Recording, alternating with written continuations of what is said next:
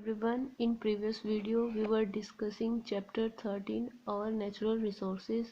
Now next natural resource is water. Although almost 3/4 parts of the earth is covered with water, but 97.5% of water is salty and only 2.5% of water is potable. कि जो अर्थ का 3/4 part है वो water से cover है, लेकिन जो 97.5% water है वो क्या है, सॉल्टी, जो ओशन सी के अंदर है. Only 2.5% water is potable. Potable जो ह्यूमन कंजप्शन के लिए अवेलेबल है. Water that is safe for human consumption like drinking, cooking etcetera is called potable water.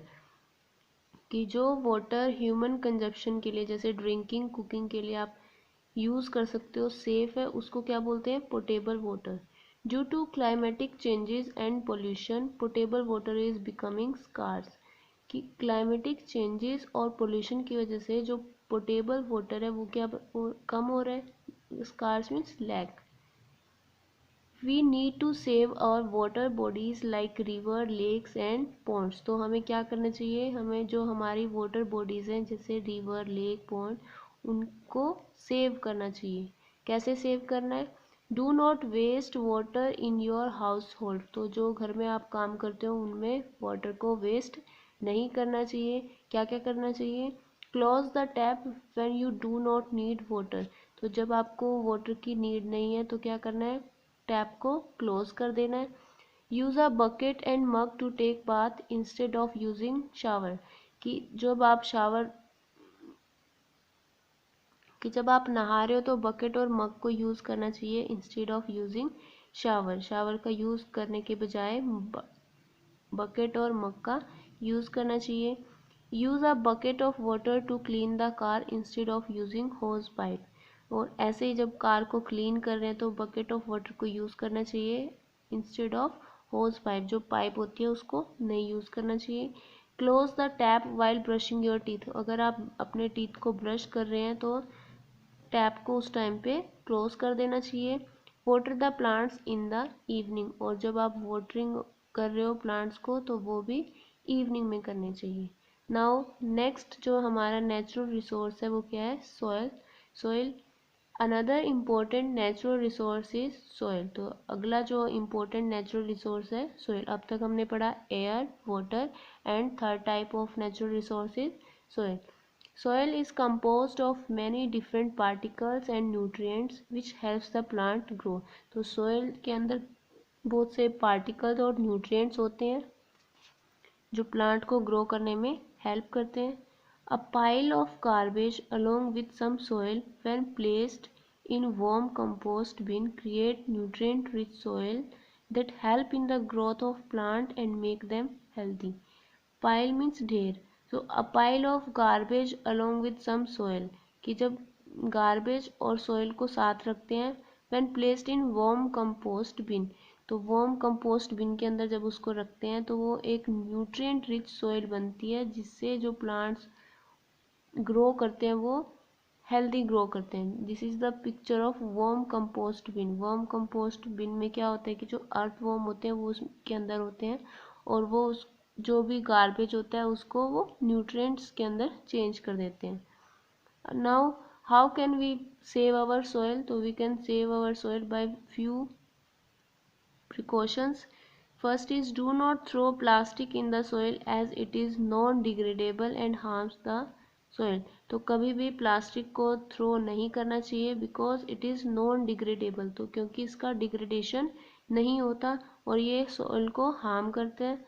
तो नॉन डिग्रेडेबल क्या होता है, non degradable substances are those that do not break down into natural components of nature itself. कि non degradable substance क्या होते हैं कि जिनका नेचुरल कंपोनेंट्स के अंदर ब्रेक डाउन नहीं होता नेचुरल तरीके से. तो फॉर एग्जांपल जैसे आप अगर सब्जी और फलों के छिलके लेते हो तो उनको अगर आप कंपोस्ट बिन में डालते हो तो थोड़े टाइम बाद क्या होता है कि वो एक तरह से कंपोस्ट में चेंज कर जाते हैं. तो वो क्या हो गया, natural degradation. So usually all the natural products are degradable, जितने भी नेचुरल प्रोडक्ट्स होते हैं वो क्या होते हैं, डिग्रेडेबल होते हैं। And many man made products are non degradable as chemicals are used in their manufacturing. लेकिन जो मैन मेड प्रोडक्ट्स होते हैं वो क्या होते हैं, नॉन डिग्रेडेबल होते हैं, क्योंकि उनकी मैन्युफैक्चरिंग के अंदर केमिकल्स यूज़ किए जाते हैं। Use cloth bag instead of plastic bags, तो प्लास्टिक बैग्स की जगह क्लॉथ बैग यूज़ करना चाहिए। Plastic bags have become a menace to society due to their non degradable nature. जो प्लास्टिक बैग्स है वो एक तरह से प्लास्टिक बैग खतरा बन चुके हैं सोसाइटी के लिए, क्योंकि वो उनका जो नॉन डिग्रेडेबल नेचर होता है उसकी वजह से सभी को प्रॉब्लम्स होती है।